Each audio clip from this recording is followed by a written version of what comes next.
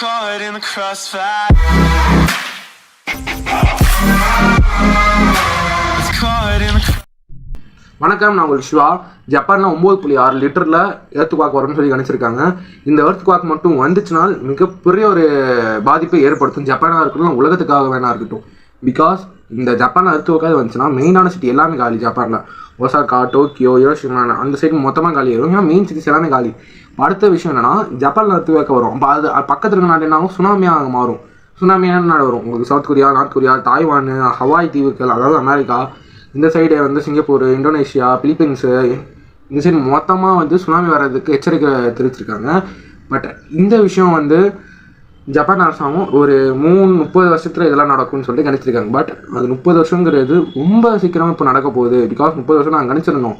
But இப்போ ஒரு 2 வருஷத்தில் இந்த எர்த்குவாக் வரலாம் ஜப்பானுக்குன்னு சொல்லி ஜப்பானோட எர்த்குவாக் சயின்டிஸ்ட் சொல்லி. பிகாஸ் அங்கே எர்த்குவாக் அடிக்கடி வரும். ஓகேங்களா, ஒரு வருஷத்துக்கு 1000 எர்த்குவாக்னா பார்த்துக்கோங்க. இப்போ அவ்வளோ எர்த்குவாக் வரும்போது அவங்களுக்கு அதுக்குன்னு தனி டீம்லாம் வச்சுருக்காங்க. இந்தியாவிலுமே இருக்குது அதுக்குன்னு.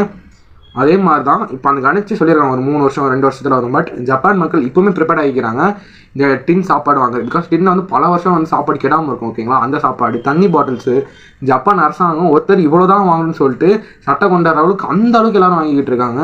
ஏன்னா இது வந்து ரொம்ப பெரிய விஷயமா இப்போ உலக இதில் பேசிக்கிட்டு இருக்காங்க. பிகாஸ் பக்கத்தில் எல்லா நாடுமே காலி. சவுத் கொரியா காலி ஆகும். அப்போ சவுத் கொரியா மெயினான இம்போர்ட் பண்ணுற எல்லாமே காலி. ஜப்பானும் காலி. பக்கத்தில் அமெரிக்கா இருக்குது. பிகாஸ் அமெரிக்காங்க மெயினாக என்ன சொல்ல, பக்கத்தில் இருக்க ஹவாய் தீவுகள் அது இருக்கும். ஏன்னா 2008 2006 சுனாமி வந்துச்சு.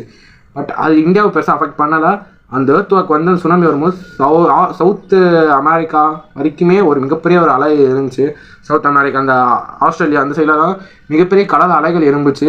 இப்போ அவ்வளோ தூரம் அளவுக்கு அதோட இம்பாக்ட் இருக்குன்னா பார்த்து உங்களுக்கு சைடில் மேப் போடுறேன், இந்த இடத்துல ஒரு மேப் போடுறவங்களுக்கு பார்த்துக்கோங்க. அந்த அளவுக்கு ஒரு இம்பாக்ட் அது கொடுத்துச்சு. அப்போ 9.6 லிட்டருங்கும் போது இது எவ்வளோ பெருசாக தரும். இதனால் இந்தியாவுக்கு ஏதாச்சும் பாதிப்பு இருக்குன்னா, இந்தியாவில் பெருசாக எந்த விதமான பாதிப்பும் இருக்காது. பட் இங்கே கிளைமேட்னால எந்த பாதிப்பும் இல்லாமல் இருக்கலாம். பட் இந்த சாப்பாட்டுக்கு இதெல்லாம் வந்து நம்ம ரொம்ப கை நீட்டுற மாதிரி தான் இருக்கும் வெளிநாட்டுக்கிட்ட.